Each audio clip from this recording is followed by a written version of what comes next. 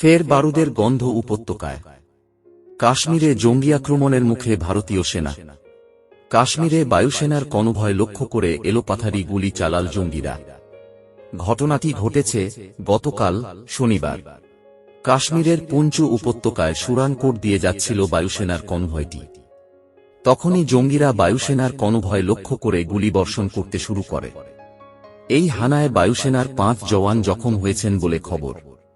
ওই ৫ জওয়ানকেই চিকিৎসার জন্য হাসপাতালে নিয়ে যাওয়া হয়েছে।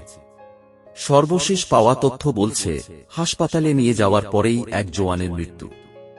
জানা গিয়েছে, ইতিমধ্যেই সেখানে আরও জওয়ান পাঠানো হয়েছে জঙ্গি দমনের জন্য। পুঞ্চে জোরকদমে চলছে এই জঙ্গি দমন অভিযান। যে ছবি প্রকাশ্যে এসেছে তাতে দেখা যাচ্ছে, সেনা কনভয়ের একটি গাড়িতে প্রচুর গুলি চালানো হয়েছে। গাড়িটির কাছেই অন্তত একজন গুলি লেগেছে।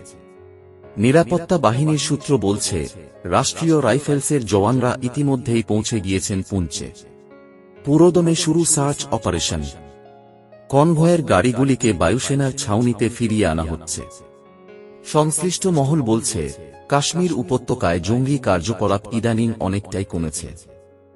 আগের চেয়ে পরিস্থিতির উন্নতি ঘটেছে। অনেকটা স্বাভাবিক হয়েছে জম্মু ও কাশ্মীরের জনজীবন। তবে এরই মধ্যে শনিবার ছন্দপতন ঘটল। আচমকা বায়ুসেনার কনভয়ের উপর জঙ্গি হামলা ঘটল পুঞ্চে।